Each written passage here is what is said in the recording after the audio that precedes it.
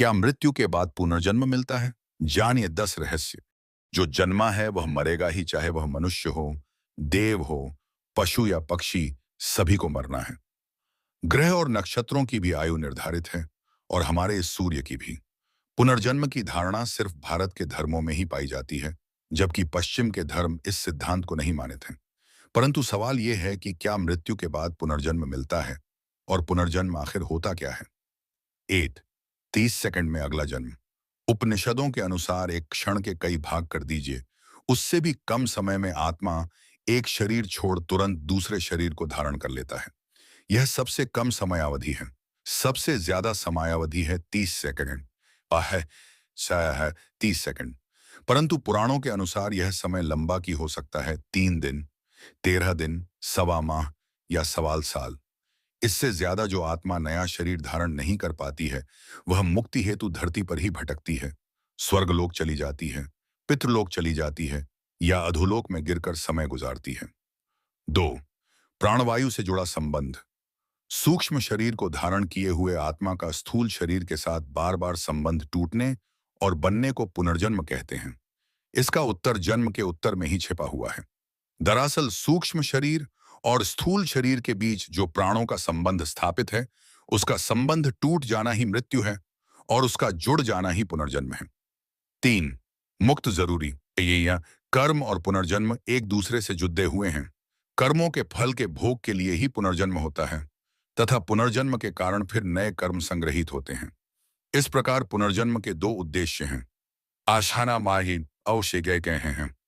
पहला, यह कि मनुष्य अपने जन्मों के कर्मों के फल का भोग करता है, जिससे वह उनसे मुक्त हो जाता है। दूसरा, यह कि इन भोगों से अनुभव प्राप्त करके नए जीवन में इनके सुधार का उपाय करता है, जिससे बार बार जन्म लेकर जीवात्मा विकास की ओर निरंतर बढ़ती जाती है तथा अंत में अपने संपूर्ण कर्मों द्वारा जीवन का क्षय करके मुक्तावस्था को प्राप्त होती है। 4 दूसरे जन्म की जाति। पुनर्जन्म के बाद मिलती है कौन सी योनि, यह सभी सोचते होंगे। जन्म को जाति भी कहा जाता है, जैसे उदाहरणार्थ वनस्पति जाति, पशु जाति, पक्षी जाति और मनुष्य जाति। कर्मों के अनुसार जीवात्मा जिस शरीर को प्राप्त होता है, वह उसकी जाति कहलाती है। यदि अच्छे कर्म किए हैं तो कम से कम मनुष्य से नीचे की जाति नहीं मिलेगी। बुरे कर्म किए हैं तो कोई गारंटी नहीं। 5 पुनर्जन्म पर शोध। गीता प्रेस गोरखपुर ने भी अपनी एक किताब परलोक और पुनर्जन्मांक में ऐसी कई घटनाओं का वर्णन किया है जिससे पुनर्जन्म होने की पुष्टि होती है। वेदमूर्ति तपोनिष्ठपम। श्रीराम शर्मा आचार्य ने एक किताब लिखी है, पुनर्जन्म एक ध्रुव सत्य। इसमें पुनर्जन्म के बारे में अच्छी विवेचना की गई है। पुनर्जन्म में रुचि रखने वाले को ओशो की किताबें जैसे विज्ञान भैरव तंत्र के अलावा उक्त 2 किताबें जरूर पढ़ना चाहिए। ओशो रजनीश ने पुनर्जन्म पर बहुत अच्छे प्रवचन दिए हैं। उन्होंने खुद के भी पिछले जन्मों के बारे में विस्तार से बताया है। इसी प्रकार बेंगलुरु की national institute of mental health and neuro sciences में क्लिनिकल साइकोलॉजिस्ट के रूप में कार्यरत डॉक्टर सतवंत पसरिया द्वारा इस विषय पर शोध किया गया था। उन्होंने अपने इस शोध को एक किताब का रूप दिया जिसका नाम है claims on of reincarnation empirical study of cases in India's. इस किताब में 1973 के बाद से भारत में हुई 500 पुनर्जन्म की घटनाओं का उल्लेख मिलता है। आधुनिक युग में पुनर्जन्म पर अमेरिका की वर्जीनिया यूनिवर्सिटी के वैज्ञानिक डॉर्डिन इयान स्टीवेंसन ने 40 साल तक इस विषय पर शोध करने के बाद एक किताब रिइंकार्नेशन एंड बायोलॉजी लिखी थी, जिसे सबसे महत्वपूर्ण शोध किताब माना गया है। 6 8 कारणों से लेती आत्मा पुनर्जन्म। 8 भगवान की आज्ञा से। भगवान किसी विशेष कार्य के लिए महात्माओं और दिव्य पुरुषों की आत्माओं को पुण्य सा बार जन्म लेने की आज्ञा देते हैं। 2 पुण्य समाप्त हो जाने पर संसार में किए गए पुण्य कर्म के प्रभाव से व्यक्ति की आत्मा स्वर्ग में सुख भोगती है और जब तक पुण्य कर्मों का प्रभाव रहता है, वह आत्मा दैवीय सुख प्राप्त करती है।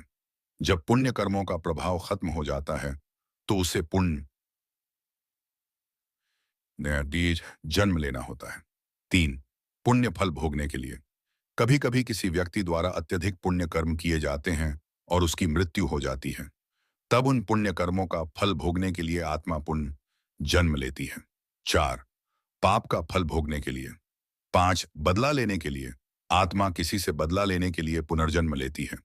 यदि किसी व्यक्ति को धोखे से, कपट से या अन्य किसी प्रकार की यातना देकर मार दिया जाता है, तो वह आत्मा पुनर्जन्म अवश्य लेती है। 6. बदला चुकाने के लिए। 7. अकाल मृत्यु हो जाने पर। 8. अपूर्ण साधना को पूर्ण करने के लिए। 7. इस तरीके से जाने आप अपना पिछला जन्म। इसे जाति स्मरण का प्रयोग कहते हैं। इसके बारे में तो आपने पढ़ा ही होगा। जब चित्त स्थिर हो जाए, अर्थात मन भटकना छोड़कर एकाग्र होकर श्वासों में ही स्थिर रहने लगे, तब जाति स्मरण का प्रयोग करना चाहिए। जाति स्मरण के प्रयोग के लिए ध्यान को जारी रखते हुए आप जब भी बिस्तर पर सोने जाएं, तब आंखें बंद करके उल्टे क्रम में अपनी दिनचर्या के घटनाक्रम को याद करें। जैसे सोने से पूर्व आप क्या कर रहे थे, फिर उससे पूर्व क्या कर रहे थे, तब इस तरह की स्मृतियों को सुबह उठने तक ले जाएं। दिनचर्या का क्रम सतत जारी रखते